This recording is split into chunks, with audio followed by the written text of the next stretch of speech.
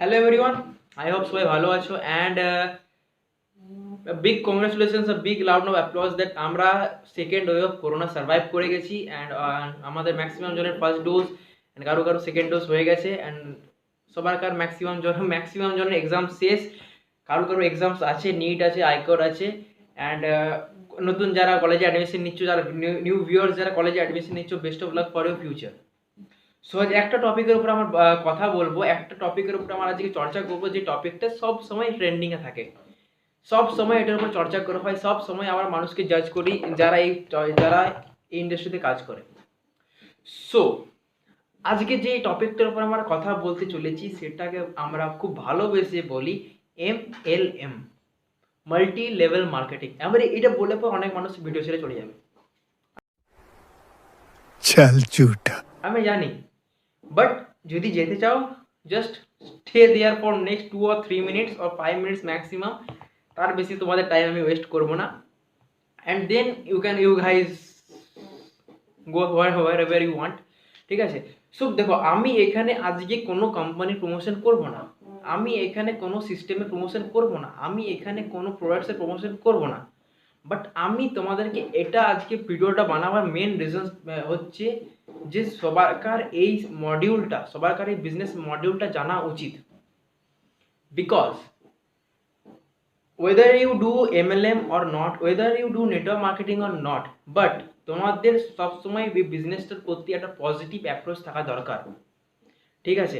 And এই negative approach যাদের আছে তার একটা মেন রিজন হচ্ছে incomplete knowledge, incomplete informations or false informations, ঠিক আছে? অ্যান্ড আরেকটা কি মেন রিজনস হচ্ছে, সেটা হচ্ছে যে যে পাস্ট যে ইভেন্টসগুলো ঘটেছে, সেটা হতে পারে একটা রিজনস যে তাদের এই কোম্পানি এই সিস্টেমসের উপরে, এই বিজনেস মডেলটার উপরে ভরসা নেই, ঠিক আছে? সো ভিডিওটা আমরা স্টার্ট করছি, বেশি টাইম ওয়েস্ট করতে আমি চাই না, বিকজ রাত্রি 2-2:30 বাজবে হয়তো। ওকে, so my name is Supriya Pandey and currently I am pursuing my CA from ICAI Kolkata. I am CA Foundation student and currently I am an entrepreneur. I am running my 3 businesses side by side. Okay, so আজকে যে টপিকটা আমরা কথা বলবো সেটা হচ্ছে MLM। এই যে টপিকটা আমরা 3-4টা ভিডিওতে ডিসকাস করবো। ফার্স্ট এই ভিডিওটার উপর হবে, সেটা হচ্ছে introduction to MLM। Okay, this will B A complete course guys. Okay, so আজ থেকে 60-70 বছর আগে একটা নতুন কোম্পানি যখন স্টার্ট হয়, তাদের হোয়াট ইজ বিজনেস? বিজনেস মানে কি? Providing consumer with products and services, this is known as business. But আজ থেকে 60-70 বছর আগে যখন কোনো একটা স্টার্ট হয়, তখনকার দিনে নর্মালি কী হতো, যে কোনোটা বিজনেসের কাছে প্রোডাক্ট থাকতো, বাট তারা কনজিউমারের কাছে ইনফরমেশন প্রোভাইড করতে পারতো না। অ্যান্ড এটার একটা মেন রিজন হচ্ছে due to lack of capital. Capital মানে কি? টাকা, ইনভেস্টমেন্ট। ওকে, সো আজ থেকে 70 বছর আগে যদি কোনো, ফর এক্সাম্পল আমাকে একটা কথা বলো, ধরো একটা ক্রিম রয়েছে, বাট এটার ব্যাপারে আমরা জানবো কী করে? Normally through advertisement. বাট আজ থেকে 70 বছর আগে যখন কোম্পানির কাছে ক্যাপিটাল ছিল না, they found a new way of business, they found a new module, ঠিক আছে? অ্যান্ড তারা ভেবেছিল যে কনজিউমার তো বেনিফিটস হচ্ছে না, বেনিফিটস কাদের হচ্ছে? এই মিডিল ম্যানগুলোর হচ্ছে। ফর এক্সাম্পল এই ক্রিমটা, কিংবা ফর এক্সাম্পল যা হচ্ছে, এই ক্রিমটাই আমরা নিচ্ছি, এটা যদি বাজারেতে আমরা কিনতে যাই, তো এটা কিনতে গেলে আমরা কোথায় কিনবো? এটা রিটেলারের কাছে। এবার রিটেলারটা তো বানাচ্ছে না প্রোডাক্টটা, বানাচ্ছে কারা? ম্যানুফ্যাকচারার। অ্যান্ড যখন ম্যানুফ্যাকচারার প্রোডাক্টটা তৈরি করছে, এটা এমআরপি হচ্ছে 200 টাকা, বাট হয়তো এইটা প্রোডাক্টটা তৈরি হচ্ছে 80 টাকায় কি 90 টাকায়। তাহলে ডবলের থেকে বেশি দাম হচ্ছে কেন? হচ্ছে বিকজ তার কারণ মাঝখানে আছে distributor, wholesaler, retailer, plus advertisement cost of the models or the attracts, যারা এইটার প্রমোশন করছে, ঠিক আছে? সো আজ থেকে 70 বছর আগে সে টাকাটা ছিল না ওই কোম্পানিদের কাছে, অ্যান্ড তারা কি করে? Mouth to mouth advertisement promote করে। কি বলতো তারা? যে তোমরা আমার কাছ থেকে প্রোডাক্ট নিয়ে যাও, প্রোডাক্টটা মাউথ টু মাউথ অ্যাডভার্টাইজ করো, share with your friends, share with your relative, share with your strangers when you are traveling, তো তোমরা এটা করো, অ্যান্ড যা পার্সেন্টেজ হবে we will share it 50-50। Okay, the company started and business মডেলটা start হয় and আস্তে আস্তে গ্রো করে। অ্যান্ড তারপরে কী হয়? ইউ শেয়ার ইট, অ্যান্ড তোমার কাছ থেকে যারা কিনবে অ্যান্ড তারা যারা প্রমোট করবে, তাদের বেনিফিটসটা তোমাদের হবে। সো এই মডিউলটা স্টার্ট করে, অ্যান্ড এই মডিউলটা স্টার্ট করার পর বিজনেসে প্রফিট স্টার্ট হয়ে যায়, প্রফিট ম্যাক্সিমাইজেশন আসে স্টার্ট হয়ে যায়, প্রচুর প্রফিট হতে থাকে। ওকে, সো আজ থেকে 70 বছর আগে, তখনকার দিনে তো কোনো রুলস অ্যান্ড রেগুলেশন ছিল না ওই ইন্ডাস্ট্রিটার উপরে, বাট 1973-তে রুলস এন্ড রেগুলেশনস আনে ইউএসএ গভর্নমেন্ট যে এই ইন্ডাস্ট্রি তোমাদেরকে যদি ওয়ার্কিং করতে হয় তোমাদেরকে এই রুলস মেনে চলতে হবে, এই গাইডলাইন্স মেনে তোমাদেরকে চলতে হবে। ওকে, সো সেই কোম্পানিজরা সেইভাবে কাজ করে। অ্যান্ড আমরা সবাই জানি যে ইউএসএ থেকে আমরা নর্মালি 12-15 বছর পিছিয়ে আছি, ঠিক আছে। তো 1992-এ ইন্ডিয়াতে এই ইন্ডাস্ট্রিটা আসে অ্যান্ড আর্লি 2000-এ ফুললি ওয়ার্কিং করা স্টার্ট করে। ওকে, সো আর্লি 2000-এ ওই কোম্পানিগুলো টার্গেট কী করেছিল জানেন? সে ফার্স্ট টার্গেট তাদের ছিল যে ইন্ডিয়াতে maximum peoples are unemployed, they are searching for jobs and government jobs available from past এখনো দিনও ম্যাক্সিমাম অ্যাভেলেবেল ছিল না, ঠিক আছে।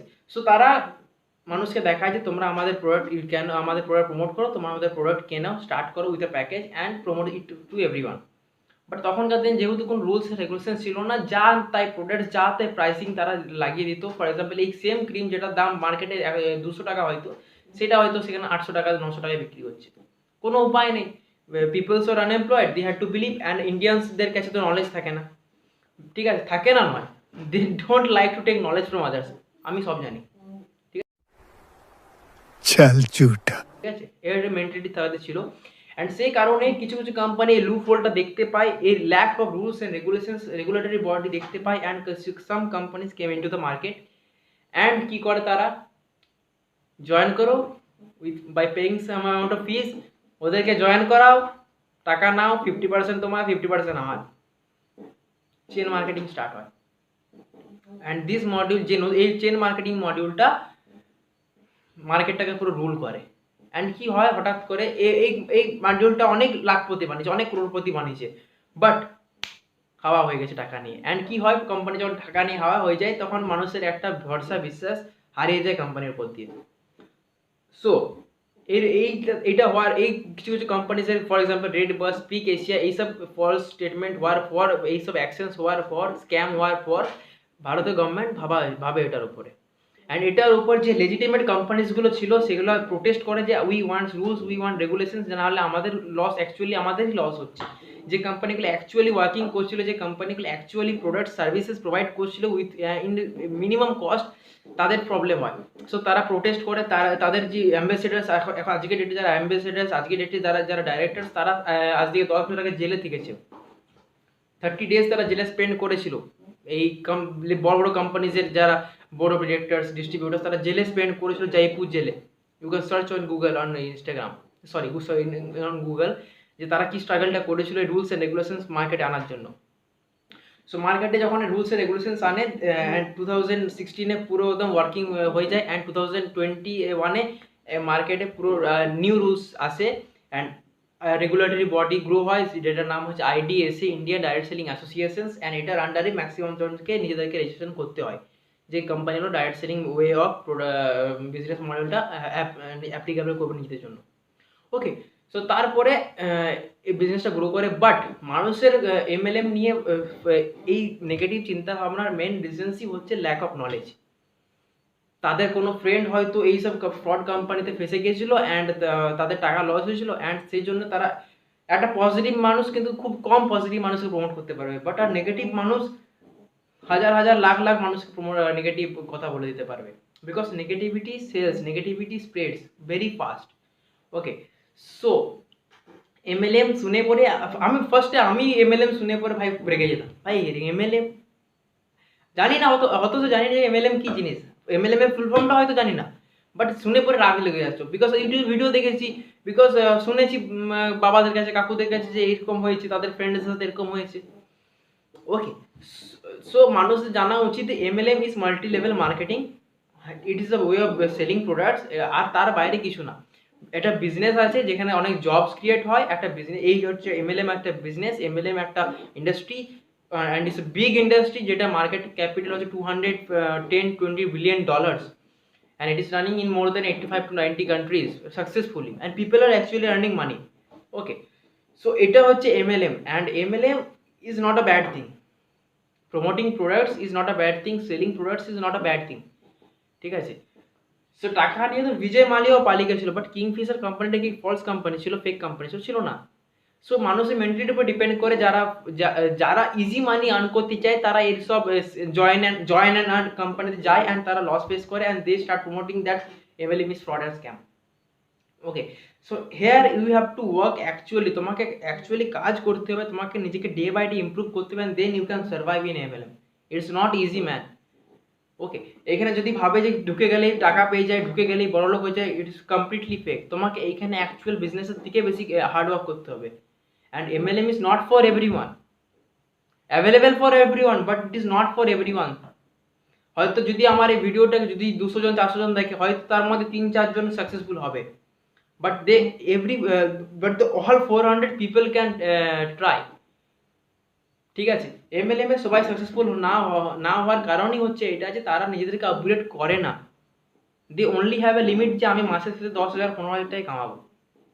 Okay, so if you promote yourself day by day, if you promote yourself every day in every aspect and keep a learning attitude, তোমরা earn করবে, কেউ আটকাতে পারবে না। অ্যান্ড শুধু এমএলএম এর না, প্রত্যেকটা ইন্ডাস্ট্রিতে তোমরা আর্ন করতে পারবে। আলটিমেটলি কলেজের পর তোমার করবে কি, তোমার বিক্রি করবে। তোমার কলেজ করার পর তোমার কি বিক্রি করবে? নিজেদের নলেজটা। ইনফ্যাক্ট তোমরা যদি চাকরিও না করো, তোমরা যদি নিজের বাড়িতে বসে টিউশনও পড়াও, তাও তোমরা বিক্রি করবে। আলটিমেটলি যতক্ষণ না তোমরা মারা যাচ্ছ, যতক্ষণ না তোমাদের কবর লেগে যাচ্ছে, ততক্ষণ তোমরা নয়, আমরা সবাই বিক্রি করব। আজকে যে কলেজের প্রফেসর তোমাকে পড়াচ্ছে, he is selling his information, he is selling his knowledge.